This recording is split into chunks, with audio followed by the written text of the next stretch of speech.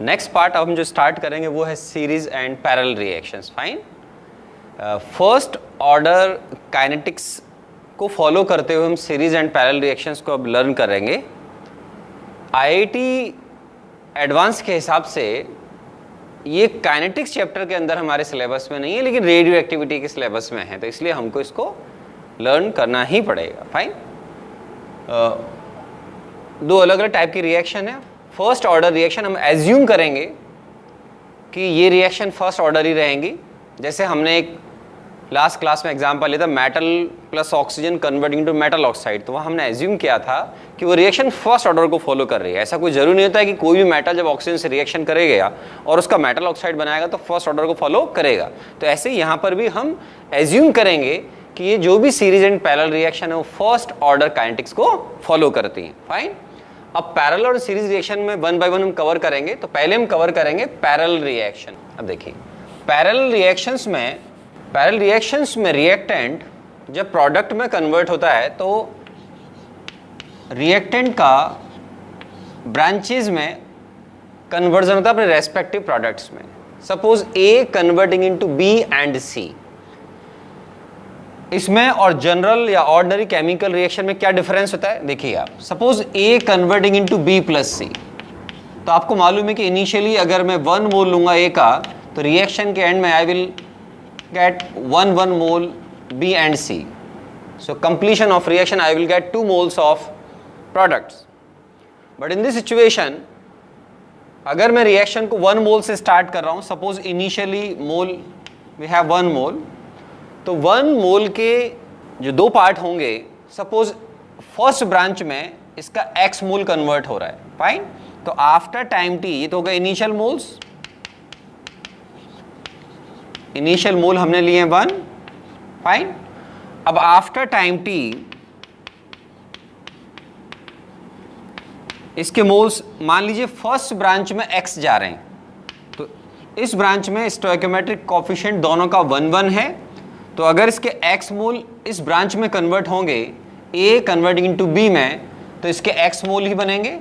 Suppose यहाँ 2 भी लिखा होता तो A का जब x मोल कंज्यूम होगा इस ब्रांच में तो इधर 2x मोल बनते, लेकिन यहाँ पर कोफिशिएंट 1 है इसलिए x मोल इसके इस ब्रांच में कन्वर्ट होने से B के x मोल ही प्रोड्यूस होंगे। फाइन। सपोज सेकंड ब्रांच में इसके y मोल्स कंज्यूम हो रहे हैं, तो y मोल अगर कंज्यूम होंगे तो यहाँ भी कोफिशिएंट 1 होने की वजह से आफ्टर टाइम t आपके पास C के मोल्स y होंगे। जब ये रिएक्शन फिनिश हो जाएगी तो आप जानते हैं रिएक्टेंट आपका फिनिश हो जाएगा। तो after completion of reaction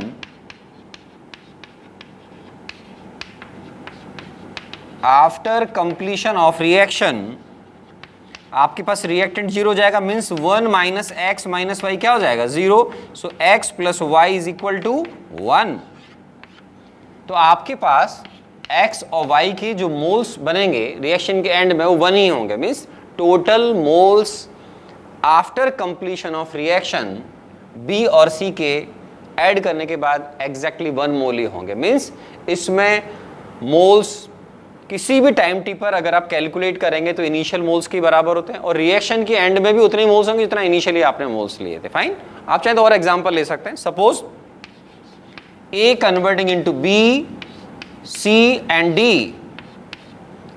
suppose एक रिएक्टेंट 3 ब्रांच में B C D में कन्वर्ट हो रहा है, राइट। इसको बोलते हैं पैरेलल रिएक्शन। तो इसमें भी अगर आप इनिशियली मोल 1 मानेंगे तो आफ्टर टाइम t मान लीजिए इसका x पार्ट फर्स्ट ब्रांच में गया तो इधर आपके x मोल्स ही बनेंगे, y अगर सेकंड ब्रांच में गया तो इसके y मोल्स ही बनेंगे, और z अगर इस थर्ड ब्रांच में गया तो इधर भी z मोल्स ही बनेंगे। मीन्स आप आफ्टर टाइम t देखेंगे तब भी A B C D के टोटल मोल्स का सम 1 ही आएगा। फाइन। और आफ्टर कंप्लीशन ऑफ रिएक्शन क्या हो जाएगा A 0, means x plus y plus z क्या हो जाएगा 1। तो रिएक्शन के एंड में आपको B C और D के मोल का सम करेंगे तो एग्जैक्टली 1 मोल ही आपको मिलेंगे। तो ये parallel reaction.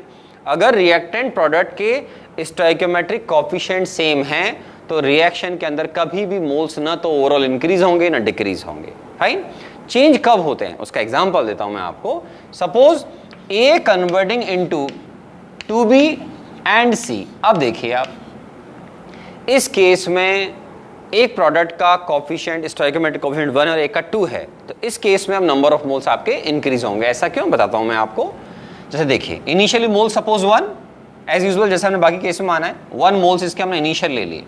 After time T अगर मैं एज्यूम कर रहा हूं कि इसके x मोल फर्स्ट ब्रांच में जा रहे हैं, तो A converting into B, ये फर्स्ट ब्रांच है, फाइन। तो फर्स्ट ब्रांच में अगर इसके x मोल जाएंगे तो यहाँ कोफिशिएंट 2 होने की वजह से इसके 2x मोल्स प्रोड्यूस होंगे, फाइन। और सेकंड ब्रांच में अगर इसके y मोल कंज्यूम होंगे तो C के कितने मोल्स बनेंगे, y, बिकॉज दोनों के कोफिशिएंट सेम है, तो y मोल्स। तो total moles after time t अब 1 नहीं आएगा, ज्यादा आ जाएगा। आफ्टर टाइम t ऐड कर दीजिए, तो 1 minus x minus y 2x plus कितना हो गया 1 प्लस एक्स, मीन्स रिएक्शन के अंदर मोल्स इंक्रीज हो रहे हैं। और अगर हम आफ्टर कंप्लीशन ऑफ रिएक्शन बात करेंगे, तो after completion of reaction, after completion of reaction आप जानते हैं कि मोल्स क्या हो जाएंगे 0। So we can write 1 minus x minus Y is equal to 0, और we can say x plus Y is equal to 1, fine. अब देखिए x प्लस वाई का वैल्यू 1 है और रिएक्शन के एंड में x और y अगर हम देख रहे हैं तो इसके मोल्स 2 बनेंगे। तो total moles after completion of reaction आपके पास कितने हैं 2x प्लस वाई, और x प्लस वाई अगर 1 है तो इसका मतलब है ये जो टोटल मोल्स होंगे आफ्टर कंप्लीशन ऑफ रिएक्शन वो 1 से ज्यादा हो। तो आप स्टोइकोमेट्रिक कोफिशिएंट को देखकर आइडिया लगा सकते हैं कि इसमें मोल्स इंक्रीज होंगे या नहीं होंगे। और इसमें आप अगर बहुत आराम से देखेंगे तो आपको समझ में आएगा कि अगर मैं स्टार्टिंग 1 मोल से कर रहा हूं तो रिएक्शन के एंड में डेफिनेटली मुझे हमेशा 1 से 2 मोल के बीच में मिलेंगे। ऐसा क्यों, देखिए अगर इसके सारे मोल्स फर्स्ट ब्रांच में कन्वर्ट हो जाएं तो इसके 1 मोल से आपको 2 मोल मिल जाएंगे बी के, और अगर इसके 1 मोल कंप्लीटली सी में कन्वर्ट हो जाए तो आपको सी के एग्जैक्टली आपको 1 मोल मिल जाएंगे, फाइन। लेकिन क्योंकि ब्रांचिंग में कन्वर्जन हो रहा है, तो सपोज इस ब्रांच में एक्स गैस में वाई गया, तो रिएक्शन के एंड में आपको 1 से 2 मोल के बीच में मिलेंगे। जितना पोर्शन ज्यादा इस ब्रांच में जाएगा आपको नियरली 2 के क्लोज आपका आंसर आएगा, मींस लाइक 1.7, 1.8, 1.9। और जितना ज्यादा ए का पोर्शन सी में कन्वर्ट होगा आपके मोल्स टूवर्ड 1 की तरफ रहेंगे, लाइक 1.1, 1.2 लाइक दैट, है ना। और केस ले सकते हैं आप, मान लीजिए अगर हम स्टोइकोमेट्रिक कोफिशिएंट चेंज कर देते हैं सपोज, तो जैसे मान लीजिए मैं यहां पर 1 मिनट के लिए 3 लिख देता हूं, फाइन 3। तो इस केस में इनिशियली मोल मैंने 1 लिया, फाइन। आफ्टर टाइम t आपके पास इस केस में अब देखिए आप कोफिशिएंट 3 होने की वजह से ये आफ्टर टाइम t अगर मैं a के मोल्स देता हूं तो वो हो जाएंगे 1 माइनस एक्स माइनस वाई, लेकिन मैं बोलता हूं after time t total moles, total moles. तो अब आपको समझना होगा कि टोटल मोल्स पहले के केस की तरह नहीं आएंगे। उसका रीजन दोनों जगह, या इस जगह देख रहे हैं आप स्टोइकोमेट्रिक कोफिशिएंट 3 है और इस जगह 1 है। तो सपोज मैं अगर यहाँ 2 ले लेता हूँ, इनिशियली 1 ले रहे हैं हमारे केस में इजी करने के लिए।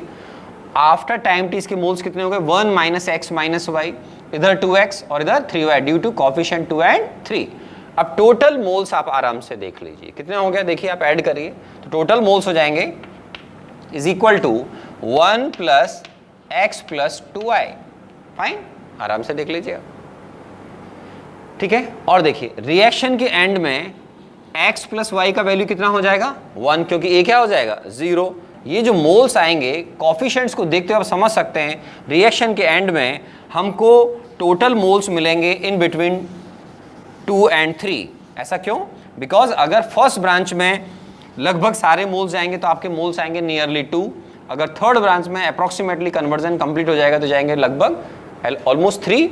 लेकिन ब्रांचिंग है, ब्रांच दोनों ब्रांच में कन्वर्जन हो रहा है तो ये 2 से 3 के बीच में आएंगे। Means after completion of reaction अगर इस तरह की रिएक्शन की स्टोइकोमेट्री है आफ्टर कंप्लीशन ऑफ रिएक्शन, तो आपको टोटल मोल्स मिलने चाहिए, टोटल मोल्स इन बिटवीन, आप बताएं, इन बिटवीन 2 to 3, फाइन। ठीक है। तो ये कॉफिशिएंट्स को अगर आप पिक्चर में लाएंगे तो फिर मोल्स जो अगर डिफरेंट लेते हैं आप तो मोल्स में इंक्रीज और में डिक्रीज, और डिक्रीज केस होते हैं बहुत इजी केस है 2A converting into B and C। अब देखिए आप, तो इसमें 2 कॉफिशिएंट दोनों का 1 है, तो इसका मतलब इस केस में डेफिनेटली मोल्स कम होंगे। ऐसा क्यों? अगर इसके इनिशियल मोल 1, इस ब्रांच में x मोल्स जाएंगे तो यहाँ पर x/2 ही बनेंगे, फाइन। इस ब्रांच में अगर y जाएंगे तो इधर y/2 ही बनेंगे। तो रिएक्शन के एंड में आपके पास x प्लस y का वैल्यू 1 होगा, फाइन। तो x/2 प्लस y/2 की वैल्यू ऐड करके देखेंगे तो कितने हो जाएंगे? 0.5। क्यों? क्योंकि 2A convert to B and C है, तो ये पैरेलल रिएक्शन है। तो यहाँ आपके मोल्स रिएक्शन के एंड में हाफ हो जाएंगे, क्योंकि B और C के मोल्स का सम रिएक्शन के एंड में होगा x/2 प्लस y/2। तो इस तरीके से मोल्स कम भी हो सकते हैं पैरेलल रिएक्शन में। IIT JEE में जो पहले केसेस आए हुए रेडियो एक्टिविटी में, और जो केसेस हम हैंडल करते हैं या जनरल केस होते हैं, उनमें सबके स्टोइकोमेट्रिक कोएफिशिएंट सेम 1 लिया जाता है, फाइन। तो वो केस और इजी होते हैं, ठीक है। तो मैंने जस्ट आपको आइडिया दिया है कि पैरेलल रिएक्शंस में मोल्स इंक्रीज भी हो सकते हैं और डिक्रीज भी हो सकते हैं और कांस्टेंट भी रह सकते हैं, फाइन। अब हम IIT के हिसाब से एक जनरल केस कंसीडर करेंगे, A converting into B as well as C। अब आप पैरेलल रिएक्शन का एक सिंपल केस कंसीडर कीजिए, A converting into B and C as per given stoichiometry. इसमें आप 2 इंपॉर्टेंट पॉइंट ध्यान रखें। एक है रेट कांस्टेंट K और ये है K1 K2।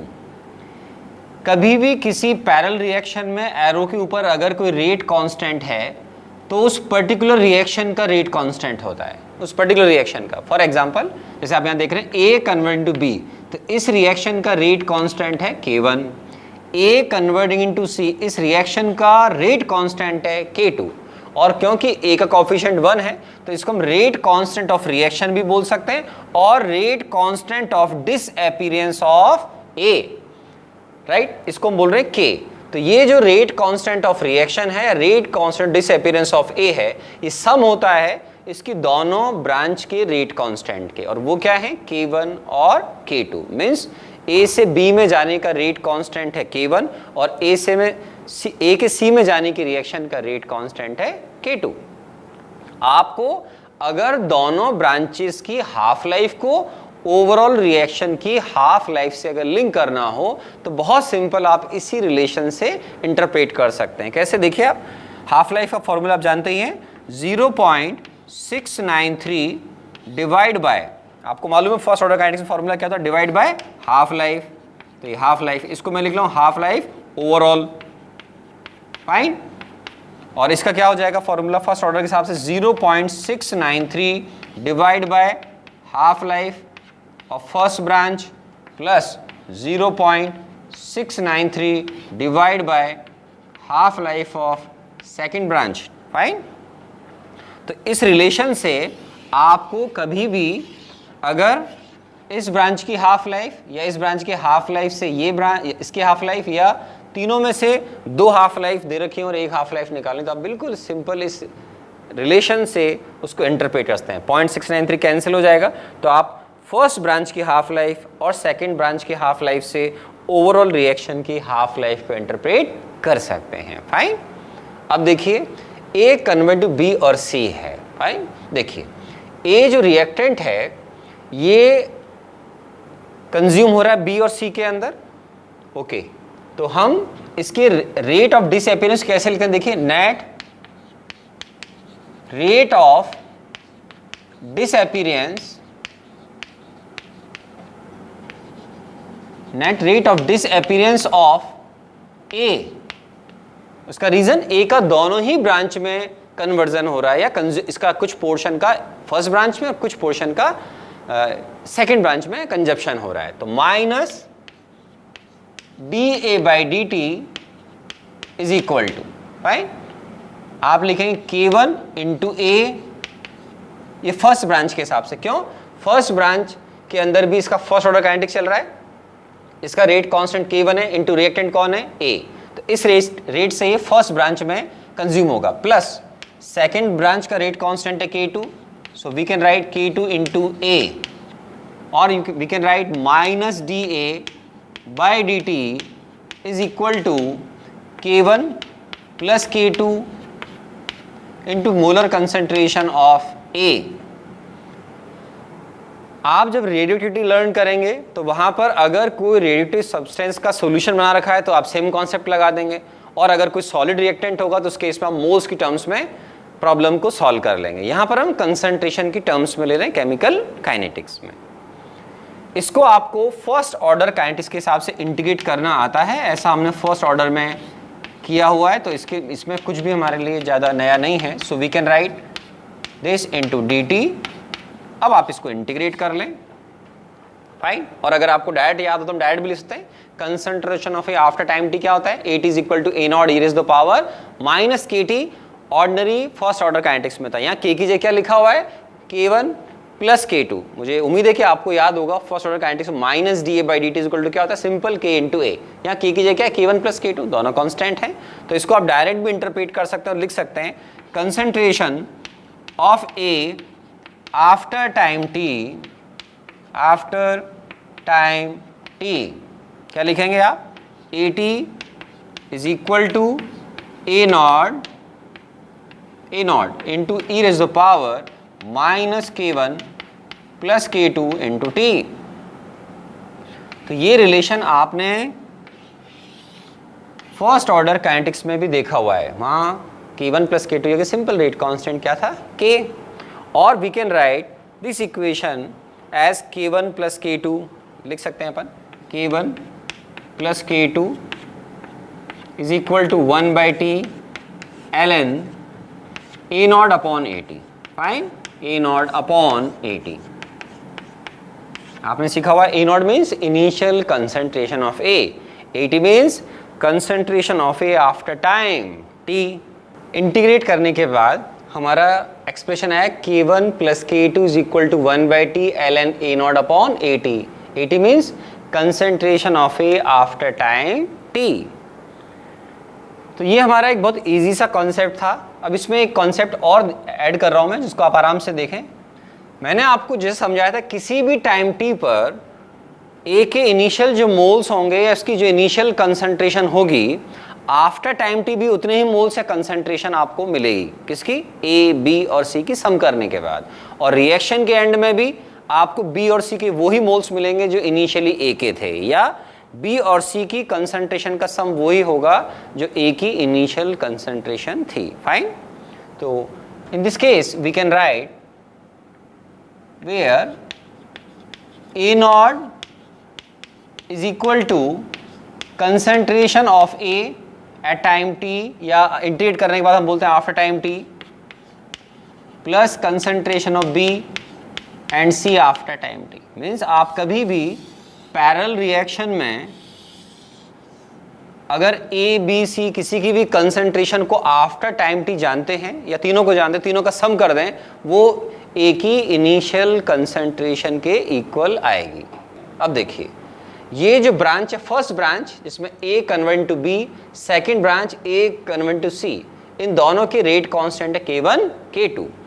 बी और सी का फॉर्मेशन उनके रेट कांस्टेंट पर डिपेंड करेगा। दोनों का रिएक्टेंट कॉमन है, कौन, ए, फाइन। तो देखिए दोनों के लिए क्या लिखेंगे हम, देखिए कोफिशिएंट 1 है, सो dB बाई dt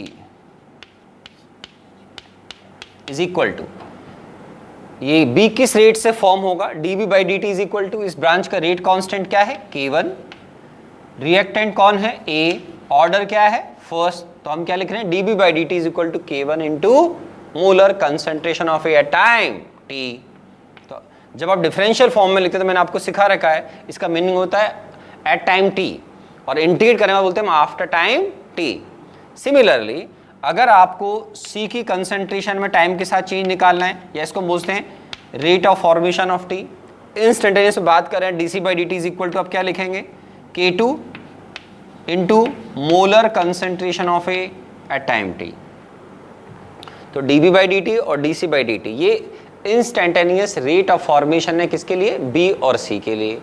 आप इन दोनों का अगर कभी भी रेट का रेशियो लेंगे तो K1 बाय K2 के इक्वल आएगा, आप देख सकते हैं आराम से, फाइन।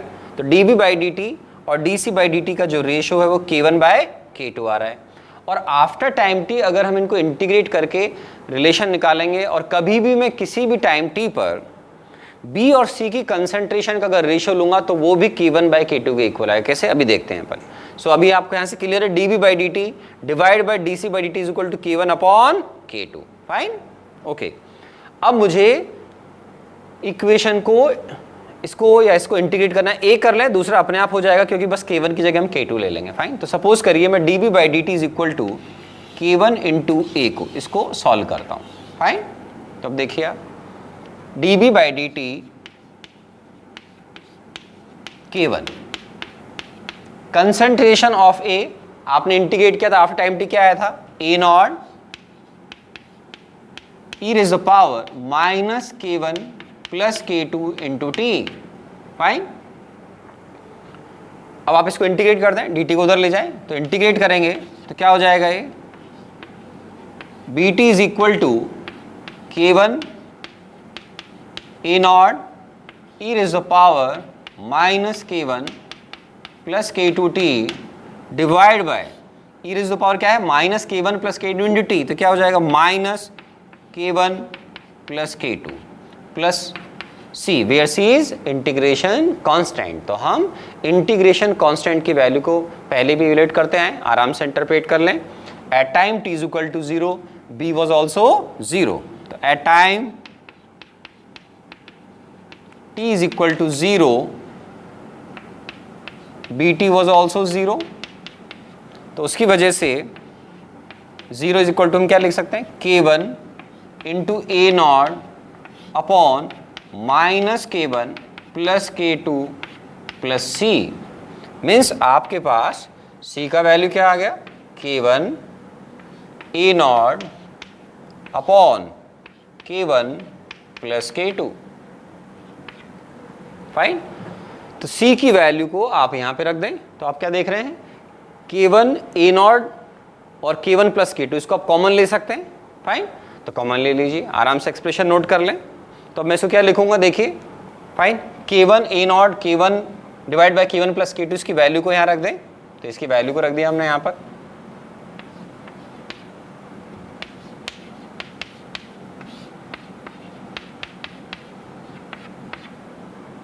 ठीक है, और आराम से आप कॉमन ले लें, तो B की कंसंट्रेशन आफ्टर टाइम t को आप इवैल्यूएट कर सकते हैं। ठीक है, तो क्या आ गया, concentration of B after time t, ये क्या हो गया, BT is equal to K1 A not divide by K1 plus K2 1 minus e raised to the power minus K1 plus K2 into T. Okay, तो ये B की concentration after time t हम इस तरीके से इंटरप्रेट कर लेंगे। Okay, तो ये B की concentration after time t calculate करने का हमारा फॉर्मूला हो गया। फाइन, तो अब देखिए ये कंसंट्रेशन B। सिमिलरली अब देखिए, अगर आपको C की concentration after time t interpret करनी है तो सेम कॉन्सेप्ट है, बस K1 की जगह क्या है, K2, तो आपको दोबारा से इतना इंटीग्रेशन करने की जरूरत नहीं, आप डायरेक्ट लिख सकते हैं। Similarly concentration of C after time t Ct is equal to K1 की जगह क्या है यहाँ, K2, so K2 A not divide by K1 plus K2 1 minus e raised to the power minus K1 plus K2 into T. Okay, तो आपके पास ये दोनों expression में बस डिफरेंस है, यहाँ K1 है और यहाँ K2 है। तो आप जो पहले मैं आपसे बात कर रहा था, आप कभी भी अगर dB बाई dt और dC बाई dt का रेशियो निकालेंगे किसी भी टाइम t पर, तो वो सिंपल क्या आएगा, K1 बाई K2। फाइन, या फिर आप जैसा यहाँ देख रहे हैं, मैं अगर B और C की कंसंट्रेशन का रेशियो आफ्टर टाइम t अगर इंटरप्रेट कर रहा हूँ तो वो क्या आ रहा है, K1 बाय K2। तो आफ्टर टाइम टी अगर आप देख रहे हैं यहाँ पर, इनका रेट ऑफ फॉर्मेशन का रेशो भी सीधा रेट कांस्टेंट का रेशो था, इनकी कंसंट्रेशन का रेशो भी K1/K2 के बराबर है, और अगर मोल्स लेते आप कंसंट्रेशन की जगह तो भी रेशो क्या आता, moles of B divide by moles of C is equal to K1/K2। तो ये जो आपके पास कॉन्सेप्ट है इसको आप प्रोडक्ट डिस्ट्रीब्यूशन में यूज कर सकते हैं। कैसे, आप देखिए परसेंटेज ऑफ बी क्या होता है, जब आपका प्रोडक्ट बनेगा, ए फिनिश हो जाएगा, एंड में आपके पास प्रोडक्ट कौन रहेंगे, बी एंड सी। तो बी और सी की कंसंट्रेशन अगर रेशो आफ्टर टाइम टी ये है तो रिएक्शन के एंड में भी यही होगा। तो आपके पास परसेंटेज ऑफ बी या परसेंटेज ऑफ सी आराम से यहाँ से इंटरप्रेट हो जाएगी। तो पहले तो आप बी और सी की रेशो देख लें, ये देख लिए, और उसके अलावा बी और सी की concentration after time T calculate करने का फॉर्मूला देख लिया आपने। फाइन, अब मैं इसको इरेज करता हूं और फिर इस कॉन्सेप्ट को हम यूज करेंगे परसेंटेज प्रोडक्ट डिस्ट्रीब्यूशन में, कि अगर मुझे एग्जाम में कंसंट्रेशन के टर्म्स में प्रोडक्ट की कंसंट्रेशन दे रखी है रिएक्टेंट की, और उससे प्रोडक्ट की कंसंट्रेशन अगर निकालनी है तो मैं प्रोडक्ट का डिस्ट्रीब्यूशन कैसे कर सकता हूं। अब देखिए आप, बी और सी की कंसंट्रेशन का रेशो आफ्टर टाइम टी क्या आया था, K1/K2, रिएक्शन के एंड में भी ये होगा। तो हम परसेंटेज प्रोडक्ट डिस्ट्रीब्यूशन निकाल रहे हैं। अगर आपको कंसंट्रेशन दे रखी है तो उसकी के टर्म्स में भी निकल जाएगा, और अगर मोल्स दे रखे होंगे तो हम इसको मोल परसेंट की टर्म्स में भी इंटरप्रेट कर सकते हैं, बिकॉज कंसंट्रेशन का जो रेशो होगा, अगर रिएक्टेंट सॉलिड होगा या प्रोडक्ट सॉलिड होंगे तो ये कंसंट्रेशन के आप इसको मोल से रिप्लेस करके मोल्स का रेशो इंटरप्रेट कर सकते हैं। फाइन, सो मोल परसेंट या परसेंटेज ऑफ बी, आप आराम से देखिए क्या हो जाएगा, moles of B divide by moles of B plus C. Moles of B plus C का सम किसके इक्वल आएगा, K1+K2। So we can write K1 upon K1 plus K2 into 100। Fine, और परसेंटेज ऑफ सी को आप कैसे निकाल सकते हैं, 100 माइनस परसेंटेज ऑफ बी, या फिर K2 upon K1 plus K2 into 100, और 100 minus percentage of B.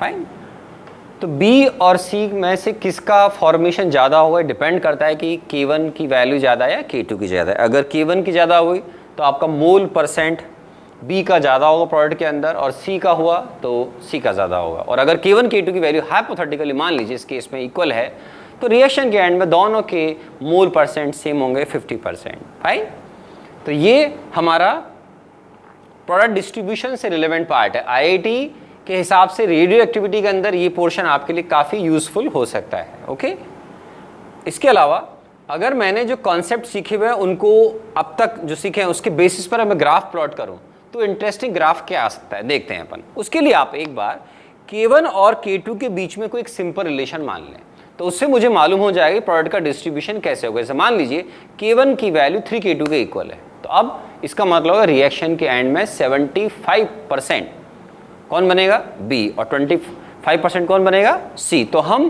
Product के डिस्ट्रीब्यूशन को फर्स्ट ऑर्डर के हिसाब से और रिएक्टेंट की कंसंट्रेशन मोल्स को फर्स्ट ऑर्डर के हिसाब से डिके होते हुए एक ही ग्राफ में दिखा सकते हैं। कैसे, मैं अभी आपको यहाँ पर ग्राफ ड्रॉ करके बताता हूँ। अब आप एक सिंपल केस कंसीडर करिए। सपोज K1 की वैल्यू 3K2 के इक्वल है और A0 की वैल्यू है 2m।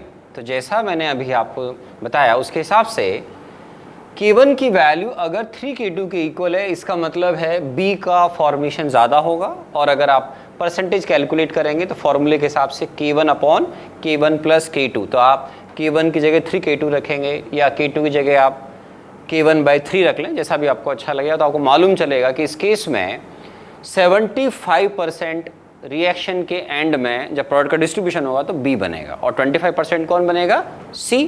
ठीक है, ओके, ये रिलेशन आपने पहले ही देखा हुआ है, और जब आप ग्राफ प्लॉट करेंगे तो ये रिलेशन बहुत यूजफुल है। A0 is equal to AT plus BT plus CT, जिसको मैंने आपको पहले ही काफ़ी एक्सप्लेन किया है। फाइन, अब देखिए A की इनिशियल कंसंट्रेशन अगर 2m है तो फर्स्ट ऑर्डर काइनेटिक हिसाब से डिके होगा, तो ये आपने पहले भी सीखा हुआ है कि इसकी कंसंट्रेशन आफ्टर लॉन्ग टाइम 0 को अप्रोच कर जाएगी।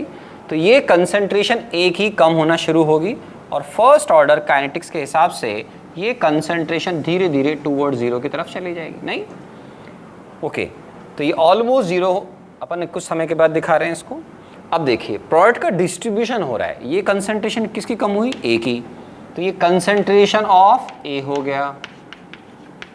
बी का फॉर्मेशन सी से ज़्यादा होगा, 3 टाइम्स ज़्यादा होगा, तो आप 2m का डिस्ट्रीब्यूशन करिए 4 इक्वल पार्ट में, तो 3 पार्ट तो आपके बी के बनेंगे और 1 पार्ट आपका सी का बनेगा। इट्स मीन रिएक्शन के एंड में आपको बी की कंसंट्रेशन जो मैक्सिमम मिलेगी कितनी मिलनी चाहिए आप बताएं, 1.5 m। क्यों, इनिशियल कंसंट्रेशन अगर आपने 2m लिए तो रिएक्शन के एंड में 80 तो आपका 0 हो जाएगा, तो बीटी और सीटी की कंसंट्रेशन सम क्या आएगा 2m, और डिस्ट्रीब्यूशन कितना होगा 3/4 एंड 1/4। क्यों, कांस्टेंट हमने उस रेशियो में ले रखे हैं, K1 is equal to 3K2।